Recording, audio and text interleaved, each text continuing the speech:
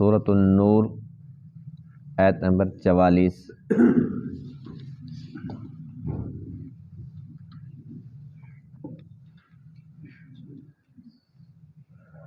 اعوذ باللہ من الشیطان الرجیم، بسم اللہ الرحمن الرحیم۔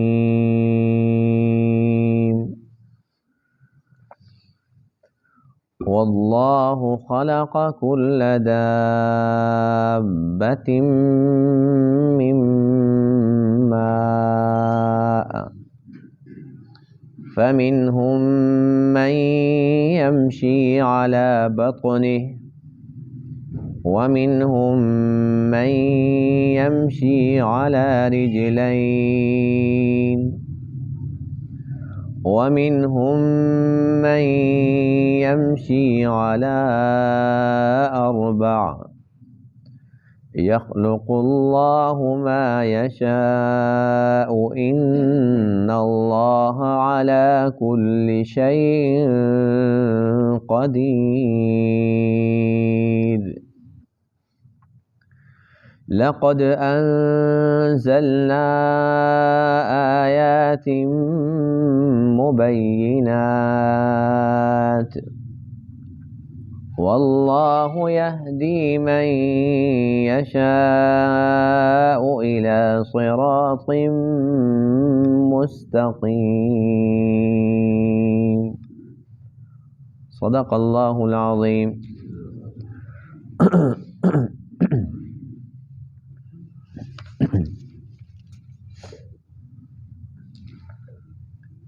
گزشتہ درس میں اللہ تعالیٰ کی قدرت کی چند نشانیوں کا تذکرہ تھا۔ ایک یہ کہ ہر ایک چیز اللہ تعالیٰ کی حمد و ثنا میں مشغول ہے، تو انسان کو بھی چاہیے کہ وہ بھی اپنے خالق کی حمد و ثنا میں لگ جائے۔ دوسرا یہ کہ بادل، بارش اور اس دوران یالہ باری، اس پر تفصیلی بات ہوئی تھی۔ یہ بھی اللہ تعالیٰ کی قدرت کی نشانیوں میں سے ایک ہے کہ جب یہ بادل اللہ تعالیٰ کے حکم کے غلام اور پابند ہیں، تو اسی طریقے سے انسان کو بھی چاہیے کہ وہ اللہ تعالیٰ کے حکم کا غلام اور پابند ہو جائے۔ اور اس کے ساتھ ساتھ تیسرے نمبر پر رات اور دن کا تذکرہ تھا۔ اللہ تعالیٰ رات اور دن کو مختلف کرتا ہے، کبھی رات کو چھوٹا، کبھی دن کو چھوٹا، کبھی دونوں برابر، اور اسی سے پھر موسموں کی تبدیلی ہوتی ہے۔ تو رات اور دن یہ انسان سے یقیناً بڑے ہیں، انسان تو بہت کمزور اور چھوٹا ہے۔ رات اور دن اللہ کے حکم کے پابند ہیں، تو انسان کو بھی چاہیے کہ وہ اللہ تعالیٰ کے حکم کا پابند ہو جائے۔ آج کے درس میں آیت کریمہ کے اندر وہی مضمون ہے۔ اللہ تعالیٰ کی قدرت کی نشانیوں میں سے ایک اور قدرت کی نشانی کا تذکرہ ہے، اور وہ یہ کہ اللہ فرماتے ہیں ایک تو ہر ایک چیز کو ہم نے پانی سے پیدا فرمایا۔ کوئی بھی جاندار ہے، اللہ تعالیٰ نے اس کی زندگی کا سب سے اہم ترین جزو پانی کو قرار دیا ہے۔ پھر اللہ تعالیٰ کی جو مخلوقات ہیں ان میں سے اللہ فرماتے ہیں بعض ایسی مخلوق بھی ہے کہ جس کے پاؤں نہیں ہیں، اس کی ٹانگیں نہیں ہیں، وہ اپنے پیٹ کے بل چلتی ہے۔ اور بعض مخلوق ایسی ہے جس کو اللہ تعالیٰ نے 2 ٹانگیں 2 پاؤں عنایت فرمائے، اور بعض ایسے چوپائے ہیں، ایسے جانور ہیں جن کی 4 ٹانگیں 4 پاؤں ہیں۔ تو اللہ تعالیٰ کی مرضی ہے، کسی کو 1 ٹانگ 1 پاؤں بھی نہیں دیا، کسی کو 2 دیے، کسی کو 4 دیے، کسی کو اسی سے بھی زیادہ دی۔ کتنے اور ایسی مخلوق بھی ہے جیسے اب کن کھجورا، اس کی ٹانگیں ہم گن بھی نہیں سکتے ہیں کتنی۔ تو ایسی بے شمار مخلوقات ہیں کہ 4 سے بھی ان کی ٹانگیں، ان کے پاؤں زیادہ ہیں۔ تو اللہ فرماتے ہیں کہ یہ میری قدرت کی نشانی ہے، میں نے چاہا کہ یہ مخلوق اپنے پیٹ کے بل چلے، میری مرضی۔ میں نے چاہا کہ اس مخلوق کو میں نے 2 ٹانگیں 2 پاؤں دینے ہیں، میری مرضی۔ اور جس کے لیے میں نے چاہا کہ اس کے لیے 4 ٹانگیں 4 پاؤں ہونے چاہیں، تو میری مرضی ہے۔ تو اللہ تعالیٰ کی مرضی چلتی ہے۔ اللہ تعالیٰ ہر ایک چیز پر قادر ہے۔ جس کو پاؤں پیٹ کے بال چلنے کا حکم دیا تو اس کی مرضی ہے، اگر وہ چاہتا تو اس کو بھی پاؤں دے سکتا تھا، لیکن جس کے لیے جو مناسب سمجھا۔ اب جب ہم منظر عام پر ان چیزوں کو دیکھتے ہیں تو پھر ہمیں یہ اللہ تعالیٰ کی قدرت سمجھ آتی ہے کہ واقعی اس کو 2 پاؤں نہیں ملنے چاہیے تھے، یہ ایسے ٹھیک ہے۔ جس کو 2 دیے الحمدللہ کہ اس کو 2 ہیں، بالکل ٹھیک ہے۔ جس کو 4 دیے الحمدللہ یہ اسی لائق ہے، اس کے لیے 4 ہی مناسب تھے۔ تو یہ اللہ تعالیٰ کی قدرت ہے۔ ہر ایک چیز کو ایک معیار دیا جو اس نے بہتر سمجھا، اور اس کے اندر کسی قسم کا نقص والی بات ہی نہیں ہے۔ تو اللہ فرماتے ہیں کہ اے میرے بندو، میں نے تو ہر چیز کھول کھول کے تمہارے سامنے رکھ دی ہے۔ اب تمہیں چاہیے کہ اللہ تعالیٰ کی ان قدرت کی نشانیوں کے اندر غور و فکر کر کے اللہ تعالیٰ کی معرفت حاصل کرو، اپنے دلوں کے اندر اس کی محبت بٹھاؤ، اور پھر جو بندگی کرنی ہے تو اس کی محبت میں آگے کرنی ہے، پھر اس عبادت کا، اس بندگی کا لطف ہی کچھ اور ہوگا۔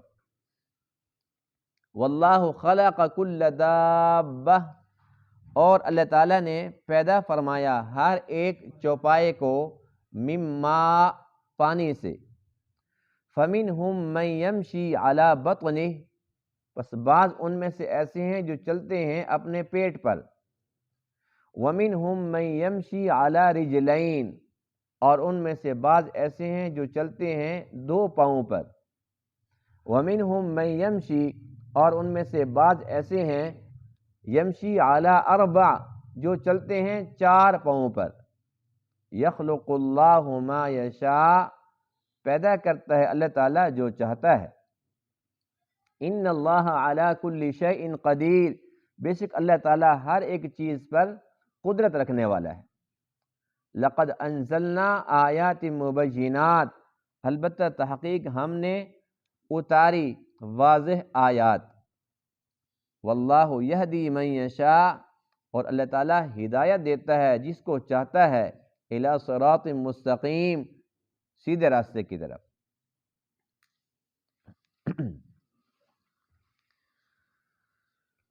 پہلی بات یہ ہے کہ ہر ایک جاندار، ہر ایک چوپائے کو اللہ تعالیٰ نے پانی سے پیدا فرمایا۔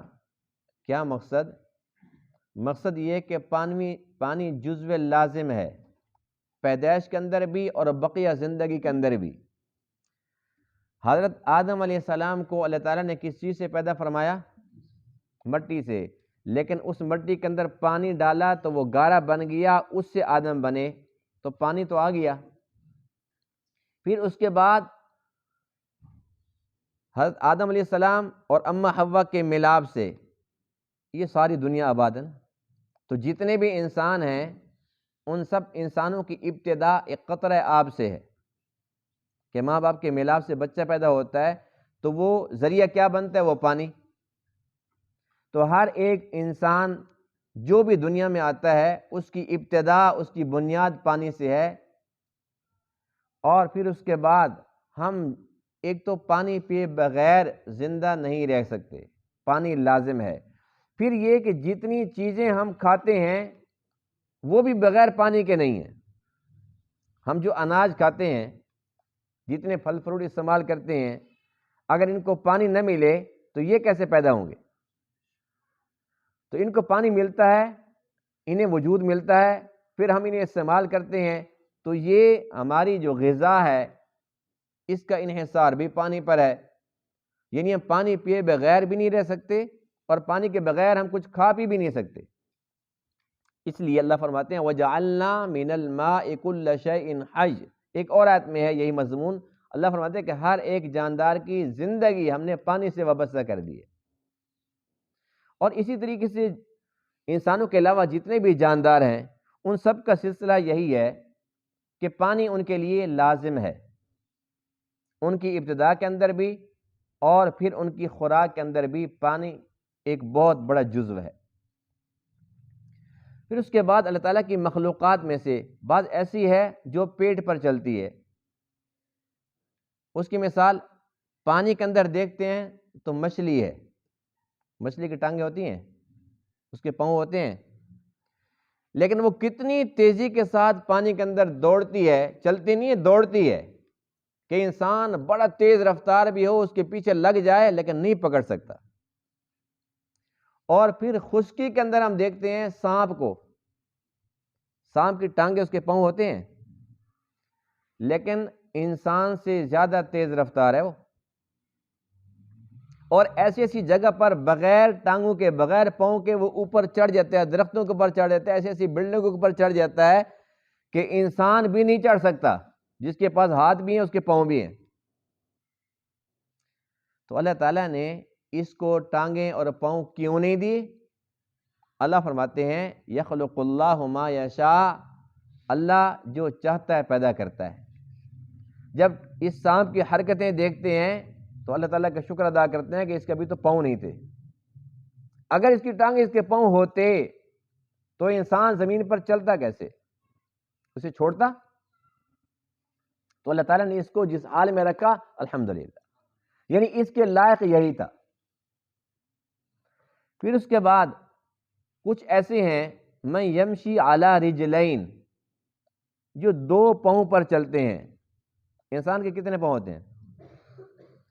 انسان بھی دو پاؤں پر چلتا ہے، اور اس کے ساتھ ساتھ جتنے بھی پرندے ہیں ان سب کی دو ٹانگیں دو پاؤں ہوتے ہیں، اس کے ساتھ چلتے بھی ہیں، جب یہ چاہتے ہیں پھر اڑ بھی جاتے ہیں، ان کے پر بھی ہوتے ہیں۔ تو جتنے پرندے ہیں یہ اپنے دو پاؤں پر چلتے ہیں اور بڑی آسانی کے ساتھ، یعنی ان کا جو جسم ہے اس کا بیلنس وہ دو پاؤں پر بالکل فٹ ہے۔ جس طریقے سے انسان ہے، اس کے دو پاؤں ہیں تو بالکل پرفیکٹ ہے، اگر اس کی چار ٹانگیں ہوتی، چار پاؤں ہوتے تو اس کے لیے بڑی دشواری ہوتی، اور یہ دو کے ساتھ ایسے چلتا ہے کہ اسے بالکل ذرہ برابر کوئی دقت پیش نہیں آتی۔ پھر کچھ ایسے ہیں من یمشی علی اربع، جو چار پاؤں پر چلتے ہیں، جیسے گائے، بھینس، اونٹ، بھیڑ، بکری، یہ جتنے جانور ہیں بڑے۔ اب اگر ان کے دو ہو جائیں، اتنا بڑا جسم ہے ان کا، اللہ تعالیٰ اگر ان کو دو ٹانگیں دو پاؤں دیتا جیسے انسان کو دیے ہیں تو یہ چل سکتے تھے؟ چار دے دی۔ اب چار ہیں، ان میں سے ایک اگر خدا نہ خواستہ کسی حادثے کی وجہ سے ایک ٹانگ ٹوٹ بھی جاتی کسی بڑے جانور کی، لیکن تین کے ساتھ اس کا گزارا ہو سکتا ہے۔ تو اللہ تعالیٰ نے جس کو جس حال میں رکھا الحمدللہ بہت خوب رکھا ہے۔ اور بعض جانور ایسے بھی ہیں جن کی ٹانگیں اس سے زیادہ بھی ہیں، تو اللہ تعالیٰ کو بہتر پتہ تھا کہ اس کو کتنی دینی ہے، تو کسی کو دی ہے کسی کو نہیں دی۔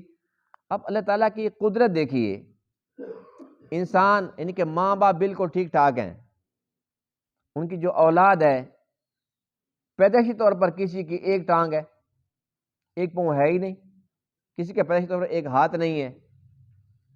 اچھا، ماں باپ بالکل ٹھیک ٹھاک ہیں، بچہ پیدا ہوا اس کی آنکھیں نہیں ہیں، نبینا ہے وہ۔ ماں باپ بالکل ٹھیک ٹھاک ہیں لیکن بچہ پیدا ہوا وہ گونگا ہے، بہرا ہے، نہ بول سکتا ہے نہ سن سکتا ہے، یہ دونوں صلاحیت اس کے اندر نہیں ہے۔ اور اللہ کی قدرت کہ ماں باپ دونوں معذور ہیں، یعنی کہ مرد عورت دونوں معذور تھے، گونگے بہرے تھے، بچے پیدا ہوئے بالکل بولتے ہیں ٹھیک ٹھاک ہیں۔ ماں باپ نبینا تھے، بچے بالکل ٹھیک ٹھاک پیدا ہو گئے۔ تو یہ اللہ تعالیٰ کی قدرت ہے۔ اللہ فرماتے ہیں یخلق اللہ ما یشاء، اللہ جو چاہتا ہے پیدا کرتا ہے۔ ان اللہ علی کل شیء قدیر، بے شک اللہ تعالیٰ ہر چیز پر قادر ہے، اس کی مرضی ہے۔ اور یہ انسان ہے، یعنی کہ یہ 5، 6 فٹ 7 فٹ کا جو انسان ہے، اس انسان کے اندر اللہ تعالیٰ نے جو کارخانہ فٹ کر دیا ہے وہ اتنا اعلیٰ ہے، اتنا زبردست ہے کہ اس جیسے تو بہت دور کی بات ہے، اس کے اندر کوئی نقص پیدا کر کے دکھایا کہ یار یہ چیز غلط ہے، یہ ناک یہاں پر نہیں ہونی چاہیے تھی، اچھا کہاں پر ہونی چاہیے تھی؟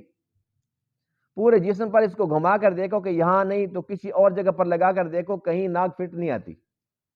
بالآخر میں انسان کہتا نہیں بالکل یہ یہاں بالکل ٹھیک لگی ہوئی ہے۔ اچھا، اب یہ آنکھیں جو یہاں اللہ نے لگا دی ہیں یہ یہاں نہیں ہونی چاہیے تھی، اچھا کہاں ہونی چاہیے تھی؟ ان آنکھوں کو اٹھا کے پورے جسم پر لگا کے کوشش کرو کہاں پر ہونی چاہیے تھی، بالآخر انسان کہے گا نہیں، اس کی جگہ یہی پرفیکٹ ہے۔ یعنی کان اور دانت، زبان، جہاں جہاں اللہ نے جو جو پرزہ لگا دیا، اس سے زیادہ بہتر جگہ اور ممکن ہی نہیں ہے۔ تو یہ اللہ تعالیٰ کی قدرت کا شاہکار ہے. اللہ نے اس کو دست قدرت سے بنایا ہے. اب 2 ٹانگیں ہیں اور دوڑتا کتنا ہے؟ کتنا چلتا ہے، کتنا دوڑتا ہے؟ تو اللہ فرماتے ہیں کہ میں ہر ایک چیز پر قادر ہوں. میری قدرت کو سمجھنے کی کوشش کرو کہ کسی کو ٹانگیں نہیں دی تو کیوں نہیں دی، کسی کو 2 دیے تو کیوں دیے، جس مخلوق کو 4 دیے تو کیوں دیے. اللہ فرماتا ہے کہ میرے ہر کام کے اندر بے شمار حکمتیں چھپی ہوئی ہیں. لقد انزلنا آیات مبینات، فرمایا کہ ہم نے واضح آیات اتار دی ہیں. یعنی کہ یہ جو دلائل قدرت ہوتے ہیں ان کے اندر غور و فکر کی دعوت دی جاتی ہے. اور اللہ تعالیٰ نے جو بھی مثالیں ہمیں سمجھائی ہیں اس کے لیے ضروری نہیں کہ کوئی بندہ کوئی ایم فل ہو، کوئی فلاسفر ہو، پی ایچ ڈی ڈاکٹر ہو، ایسی کوئی بات نہیں ہے. اللہ نے قرآن میں جو بھی مثالیں دی ہیں، کوئی پڑھا لکھا ہے یا ان پڑھ ہے، ہر ایک کو بات اچھے طریقے سے سمجھ آ جاتی. اب یہ جو آج کے درس میں بتایا کہ اللہ تعالیٰ کی مخلوق، اللہ تعالیٰ نے ہر چیز کو پانی سے پیدا فرمایا، اور کچھ ایسی ہیں جو پیٹ کے بل چلتی ہیں، کوئی 2 پاؤں پر، کوئی 4 پاؤں پر. اس کے لیے کیا ضروری ہے کہ کوئی ایم اے پاس ہو؟ ہر بندہ سمجھ سکتا ہے، اور ہر بندے کو بات سمجھنی چاہیے کہ یہ اللہ تعالیٰ کی قدرت ہے. پھر اللہ فرماتے ہیں واللہ یہدی من یشاء الی صراط مستقیم، اللہ تعالیٰ جس کو چاہتا ہے صراط مستقیم کی طرف اس کو چلاتا ہے، اس کی رہنمائی فرماتا ہے. یہ بات کہ اللہ تعالیٰ اس کو ہدایت دیتا ہے جس کو چاہتا ہے صراط مستقیم کی طرف، یہ بات بڑی اہمیت کی حامل ہے. کائنات کی سب سے بڑی دولت، سب سے بڑی نعمت وہ ہدایت ہے. اللہ تعالیٰ نے ہمیں جتنی بھی نعمتیں عطا فرمائی ہیں یہ بہت قیمتی ہیں، یہ اربوں خربوں کی بھی نہیں مل سکتی. یہ آنکھ ہے، یہ کان ہے، یہ دماغ ہے، اربوں خربوں کا بھی نہیں مل سکتا. لیکن یہ چیزیں اللہ تعالیٰ نے جیسے ہمیں عطا فرمائی، ایسے اللہ تعالیٰ نے کافروں کو، منافقین کو، مشرکین کو، سب کو دی ہیں. ہدایت سب سے قیمتی دولت ہے، سب سے بڑی نعمت ہے. اللہ تعالیٰ نے یہ ہر ایک کو نہیں دی. کس کو دی؟ جس کے اندر طلب تھی، جس کے اندر صلاحیت تھی، جس کے اندر لیاقت تھی. تو یہ اللہ تعالیٰ کا بہت بڑا فضل ہے. الحمدللہ ہمیں تو نہیں پتہ کہ ہمارے اندر وہ صلاحیت ہے یا نہیں ہے، لیکن اللہ تعالیٰ تو سب کچھ جانتے ہیں. وہ تو علام الغیوب ہیں. جو چیزیں پردہ غیب میں ہیں، جو نظر نہیں آتی، جو اندر کی کیفیات ہیں، اندر کی جو صلاحیت ہے، اللہ تعالیٰ وہ بھی دیکھتے ہیں، جانتے ہیں. اللہ تعالیٰ نے اتنی بڑی دولت ہمیں عطا فرمائی ہے، ہم کس منہ سے اس ذات کا شکر ادا کریں؟ سب کہتے ہیں الحمدللہ. ہدایت ہے نا، تو بے شک انسان کے پاس کھانے کے لیے کچھ نہیں ہے، پینے کے لیے کچھ نہیں ہے، پہننے کے لیے کچھ نہیں ہے، اوڑھنے بچھونے کے لیے، رہنے کے لیے گھر نہیں ہے، کچھ بھی نہیں ہے. بالکل بھوک پیاس سے تڑپ تڑپ کے مر جائے یہ پھر بھی کامیاب ہے، کیونکہ بالآخر مرنا تو تھا ہی. لیکن ہمیشہ کی زندگی اس کی بڑی بہترین زندگی ہے. اور جس کے پاس ہدایت نہیں ہے، پوری دنیا کا بادشاہ ہی کیوں نہ بن جائے، جیسے نمرود اور قارون جیسے خزانوں کا مالک ہی کیوں نہ بن جائے، لیکن ہے وہ ناکام. تو ہدایت اتنی بڑی دولت ہے. اور طلب نہ ہو تو حضور علیہ السلام کے جذبے سے زیادہ جذبہ کس کا ہو سکتا ہے؟ حضور علیہ السلام نے اپنے سگے چچا کے لیے، ابو طالب کے لیے اللہ کتنی دعائیں کی ہیں اور کتنی منت کی ہے، چچا مہربانی کر ایک دفعہ کلمہ پڑھ لے، ایک دفعہ اقرار کر لے، پھر میں خود گواہ بن جاؤں گا. چچا نے کہا کہ نہیں، میں اپنے باپ دادا کا دین چھوڑ کے مروں تو اس سے میری ناک کٹ جائے گی. تو اس پر اللہ تعالیٰ نے کیا فیصلہ سنایا؟ اِنَّكَ لَا تَهْدِي مَنْ أَحْبَبْتَ وَلَكِنَّ اللَّهَ يَهْدِي مَنْ يَشَاءُ وَهُوَ أَعْلَمُ بِالْمُهْتَدِينَ. اے محبوب، جس کو آپ پسند کرتے ہیں آپ اس کو ہدایت نہیں دے سکتے. اللہ تعالیٰ جس کو چاہتا ہے ہدایت دیتا ہے، اور وہ بہتر جانتا ہے کہ ہدایت کس کو دینی ہے. فرمایا اے محبوب، تیرے اندر تو تڑپ ہے، لیکن جس کے لیے تو ہدایت مانگ رہا ہے اس کے اندر تو تڑپ نہیں ہے، اس کے اندر طلب نہیں ہے. یہ بھی ایک بار کہہ کہ ہاں مجھے چاہیے، پھر دیکھو کہ میں کیسے اس کو ہدایت سے نوازتا ہوں. تو بغیر طلب کے یہ نعمت نہیں ملتی. اور پھر صراط مستقیم ہم نماز میں پڑھتے ہیں سورہ فاتحہ، اور اس میں ہم کیا دعا مانگتے ہیں؟ اہدنا الصراط المستقیم، یہ دعا ہے نا، اے اللہ میں صراط مستقیم پر چلا۔ تو صراط مستقیم پر ہوتے ہوئے الحمدللہ کہ ہمارا جو مسلک ہے وہ بالکل قرآن و سنت کے عین مطابق ہے، الحمدللہ کہ ہم اہل سنت والجماعت ہیں، اور ہم اپنے اس مسلک پر 100% مطمئن ہیں کہ بالکل یہی صراط مستقیم ہے۔ اس کے باوجود پھر اللہ نے ہمیں حکم دیا، کہو اہدنا الصراط المستقیم، حکم دیا کہ نہیں دیا؟ اس سے بڑھ کر یہ کہ یہی حکم، یہی سورہ فاتحہ جیسے ہم پڑھتے ہیں، یہی حضور علیہ السلام بھی پڑھتے تھے، آپ کے صحابہ بھی پڑھتے تھے، اہل بیت اطہار بھی پڑھتے تھے، اولیاء کرام بھی پڑھتے تھے، ہر ایک پڑھتا ہے۔ تو کیا مطلب کہ وہ صراط مستقیم پر نہیں تھے؟ جو بندہ صراط مستقیم پر ہوتے ہوئے پھر کہتا ہے اہدنا الصراط المستقیم، اے اللہ میں صراط مستقیم پر چلا، اللہ تعالیٰ اس کی ہدایت میں اور ترقی عطا فرماتا ہے۔ ایمان تو پہلے ہوتا ہے نا، پھر ہم دعا کرتے ہیں یا اللہ ہمیں اور زیادہ ایمان پر سلامتی ثابت قدمی عطا فرما، اللہ تعالیٰ ایمان میں اضافہ فرما دیتے ہیں۔ تو ہدایت ایک ایسی چیز ہے کہ انسان اس پر ہوتے ہوئے پھر دوبارہ مانگے، اس پر ہوتے ہوئے پھر مانگے، یہاں تک کہ مانگتے مانگتے مانگتے دنیا چھوڑ کر چلا جائے، کیونکہ آخر وقت تک خطرہ ہے، آخر وقت تک شیطان اس چکر میں رہتا ہے کہ بس اور کچھ نہیں، اس سے یہ ہدایت جو سب سے بڑی دولت ہے، کیونکہ یہ لائسنس ہے نا، جس کے پاس یہ لائسنس ہے اسے اللہ تعالیٰ کی رضا حاصل ہونی ہے، جس کے پاس یہ لائسنس ہے اسے اللہ تعالیٰ کا دیدار نصیب ہوگا، جس کے پاس یہ لائسنس ہے وہ جنت کے اندر ہمیشہ ہمیشہ کے مزے کرے گا۔ تو شیطان یہ چاہتا ہے کہ یہ لائسنس اس سے چھینوں، اس پر وہ حملہ کرتا ہے، آخر دم تک کوشش کرتا رہتا ہے۔ تو اللہ نے بھی ہمیں حکم دیا ہے کہ تم بھی آخر دم تک کہتے رہو اہدنا الصراط المستقیم، اہدنا الصراط المستقیم۔ تو اسی بات کا تذکرہ ہے، اللہ فرماتے ہیں واللہ یہدی من یشاء الی صراط مستقیم، اللہ تعالیٰ جس کو چاہتا ہے ہدایت دیتا ہے، اس کی رہنمائی کرتا ہے صراط مستقیم کی طرف۔ آج صورتحال یہ ہے کہ دنیا کے اندر مختلف قسم کے مسلک ہیں اور مختلف قسم کے گروہ ہیں، اور ہر ایک گروہ یہ سمجھتا ہے کہ میں صراط مستقیم پر ہوں۔ دیکھیے جو بندہ جس راستے پر لگا ہوا ہے اگر اس سے مطمئن نہ ہو تو اس کو چھوڑ نہ دے۔ ایک مشرک ہے وہ شرک پر پکا ہے، منافق نفاق پر پکا کھڑا ہے۔ اب ایک ہندو ہے، اگر ہندو سمجھتا ہوتا کہ یہ گائے بھگوان نہیں ہے تو اس کو وہ کہتا ہے بھگوان، اگر وہ سمجھتا ہوتا کہ یہ ہے تو غلط طریقہ تو اس پر چلتا۔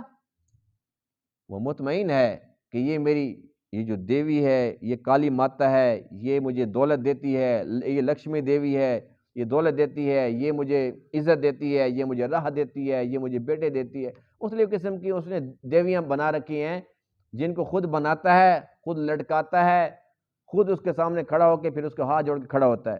ابھی تو خود اس کو تو بیچ کے خرید کے آ رہا تھا، بیچتے بھی ہیں، خریدتے، سارا کچھ کرتے ہیں نا، خرید و فروخت کرتے ہیں۔ اس کے بعد جب وہ ایک مندر میں آ جائے بس اب یہ خطرناک ہو گئی۔ جب اس کو بندہ بنا رہا تھا تب بھی اس نے کچھ نہیں کرنا تھا، اور بند کے گھر پر یہ کونے کے اندر اس کے اوپر کتے پیشاب کر جائیں تب بھی کچھ نہیں ہوتا، لیکن جب گھر آ گئی ہے نا اب اس سے ڈرو۔ اب اس کے سامنے اس کے اوپر دودھ بھی ڈالا جا رہا ہے تو اس کے آگے پھر چراغ روشن کیے جا رہے ہیں، جی یہ بھگوان ناراض نہ ہو جائے، بھگوان مجھے پکڑ نہ لے، بھگوان کی مصیبت کے اندر میں نہ پکڑا جاؤں۔ یعنی کہ بھگوان تو کیا ہوا، اللہ کچھ نہیں کرتا نعوذ باللہ، لیکن یہ جو اپنے ہاتھ سے بنایا یہ اتنا خطرناک ہوگی۔ اور اسی دوران کچھ عرصہ گزر جاتا ہے، پھر وہ مورتیں پرانی ہو جاتی ہیں، پھر ان کی مرمت بھی شروع ہو جاتی ہے، اپنے خداؤں کی مرمت بھی شروع کر دیتے ہیں۔ تو یہ انسان اب اتنا کچھ کرنے کے باوجود بھی اگر یہ لوگ سمجھتے ہوتے کہ بھی غلط ہے تو چھوڑ دیتے، لیکن وہ مطمئن ہے بھائی وہ تو ساری بات ٹھیک ہے، اس کو جتنا سمجھاؤ یار تمہاری ساری باتیں درست ہیں، لیکن ظاہر سی بات ہے یہ کام تو کرنے پڑتے ہیں نا۔ اب ایک گائے ہے، بھگوان ہے، اس کا پیشاب پاک ہے، اس کو پی بھی رہے ہیں، اس کو شفا مل رہی ہے، اس کی بیماریاں ختم ہو رہی ہیں، اس کے ساتھ وہ پڑھے لکھے سائنسدان، فلاسفر، ڈاکٹر، انجینئر، اور وہ اس کا گوبر بھی پاک، اس کا پیشاب پاک، اس کو اپنے جسم کو مل رہے ہیں، اور کھانے پینے کی چیزوں کے اندر بھی اس کو مکس کر دیتے ہیں، یہ برکت چیز ہے۔ اور وہی گائے دھوپ پر اس کو باندھ دیا اور بھول گیا اس کو وہاں سے کھولنا، تو بیچاری وہ جو بھگوان ہے جو ان کے سارے کام کرتی ہے، لیکن اپنا کام یہ نہیں کر سکتی کہ بھئی وہاں سے چھڑا کے چھاؤں میں چلی جائے، وہ یہ نہیں کر سکتی کہ وہ تڑپ تڑپ کے بھوک سے مر تو سکتی ہے، یہ نہیں بتا سکتی کہ مجھے آج کھل چاہیے، مجھے ونڈا چاہیے، یا مجھے چارہ چاہیے، یا مجھے پانی چاہیے، میرے پیٹ میں کہاں پہ درد ہو رہا ہے، یہ بھی نہیں بتا سکتی۔ اتنی کمزور مخلوق جس کو خود باندھ کے خود کھول دیا، یعنی کہ نعوذ باللہ من ذالک، کوئی خدا کے بارے میں ایسا تصور کر سکتا ہے؟ خدا بھی ہے، بھگوان بھی ہے، اور اس کو رسی سے باندھ کے لے کے پھر بھی رہے، اتنے احمق ہیں۔ اللہ کا قرآن کہتا ہے بل طبع اللہ علیہا بکفرہ، اللہ نے ان کے کفر کی وجہ سے ان کے دلوں پر تالے لگا دی۔ بات بڑی آسان ہے، ایک مسلمان کا بچہ ماننے کے لیے کبھی تیار نہیں ہے، ان کا انجینئر، سائنسدان، فلاسفر مانے کھڑا ہے۔ ہمارا چھوٹا سا بچہ مسلمان، اسے کہو یہ بھگوان ہے، یہ خدا ہے، وہ کہتا توبہ توبہ، وہ اوپر اللہ ہے۔ وہ جو اللہ کدھر ہے؟ اللہ اوپر ہے۔ تمہیں کون کھلاتا ہے؟ اللہ کھلاتا ہے۔ مسلمان کے بچے کو بات سمجھ آ گئی ہے، لیکن ہندو کے پڑھے لکھے ڈاکٹر کو سمجھ نہیں ہے۔ تو میں عرض یہ کر رہا تھا، جو جہاں پہ کھڑا ہوا ہے وہ یہ سمجھتا ہے کہ میں ٹھیک ہوں۔ ہر ایک کے پاس ہزاروں دلیلیں ہوں گی، لیکن حضور علیہ السلام نے صحابہ کرام سے ارشاد فرمایا تھا کہ بنی اسرائیل کے 72 فرقے اور میری امت کے 73 فرقے ہوں گے، نجات پانے والا ایک ہوگا۔ صحابہ نے پوچھا اے اللہ کے رسول وہ کون سا ہوگا؟ فرمایا ما انا علیہ واصحابی، جو میری اور میرے صحابہ کے طریقے پر ہوگا۔ بس الحمدللہ، الحمدللہ، اللہ تعالیٰ کا کس منہ سے شکر ادا کریں؟ میرے طریقے پر، کیا فرمایا؟ میرے طریقے پر اور میرے صحابہ کے طریقے پر، یعنی میرے طریقے پر کا مطلب ہوا اہل سنت۔ نبی کا طریقہ سنت ہوتا ہے نا، تو ہم اہل سنت ہو گئے، اور صحابہ کی جماعت کے طریقے پر وہ والجماعت ہو گئے، تو ہم اہل سنت والجماعت ہیں، یعنی کہ اللہ کے نبی اور صحابہ کے طریقے والے ہیں۔ بس جب یہ پیمانہ اللہ کے نبی پاک نے ہمیں دے دیا ہے، ہم نے یہ پیمانہ سامنے رکھا، تو پھر ہم اللہ کا شکر ادا کرتے ہیں الحمدللہ کہ تمام صحابہ کو مانتے ہیں۔ ہر صحابی کی محبت ہمارے ایمان کا جزو لازم ہے، اللہ کے نبی کی سنت ہماری آنکھوں کا نور ہے۔ پھر اب اس پیمانے سے جو بھی ادھر ادھر چلا جائے گا وہ صراط مستقیم سے ہٹ جائے گا، تو ہم صراط مستقیم پر ہیں، اور پھر دعائیں کرتے ہیں اہدنا الصراط المستقیم، تو ہمیں یہ بھی یقین کامل ہے کہ جو اس راستے پر ہوتے ہوئے پھر ہدایت مانگتا ہے، پھر ہدایت مانگتا ہے، تو اس کا خاتمہ بھی اسی صراط مستقیم پر ہوگا، اور یہی مطلوب ہے۔ اللہ نے جو یہ ہمیں اتنا بڑا شرف عطا فرمایا، اتنی بڑی دولت سے نوازا، تو ہماری ذمہ داری ہے کہ جب ہم اللہ کے پاس دوبارہ واپس جائیں تو اس امانت کو محفوظ کر کے لے کر جائیں، اور وہ تبھی ممکن ہے جب ہم اس راستے کے ساتھ چمٹے رہیں گے۔ اب ایک بندہ کہتا ہے جی بس میری تو تمنا ہے میری سجدے میں موت آ جائے، سب کی تمنا ہے نا، لیکن جو بندہ نماز پڑھتا نہیں ہے، جمعہ بھی نہیں پڑھتا، وہ عید والے دن آ جاتا ہے، وہ بھی پچھلی سب میں کھڑا ہوتا ہے، تمنا اس کی بھی یہی ہے، اس کی تمنا پوری ہو سکتی ہے؟ جو بندہ کہتا ہے اللہ میری موت سجدے میں آئے، تو سجدہ کرے گا، سجدے میں مرے گا نا۔ جب نماز ہی نہیں پڑھتا، سجدہ کرتا نہیں، تو سجدے کے اندر تیری روح قبض کیسے ہوگی؟ تو جو بندہ نمازیں پڑھتا ہے، سجدے کثرت سے کرتا ہے، وہ تمنا یہ کرے گا تو وہ اچھا لگے گا۔ اسی طریقے سے جو بندہ ایمان والے کاموں کے اندر لگا رہے گا، جو دین کے کاموں کے اندر لگا رہے گا، تو پھر اس کا خاتمہ ایمان پر ضرور ہوگا۔ اللہ تعالیٰ تمام باتوں کو سمجھنے عمل کرنے کی توفیق عطا فرمائے۔ وآخر دعوانا الحمدللہ رب العالمین۔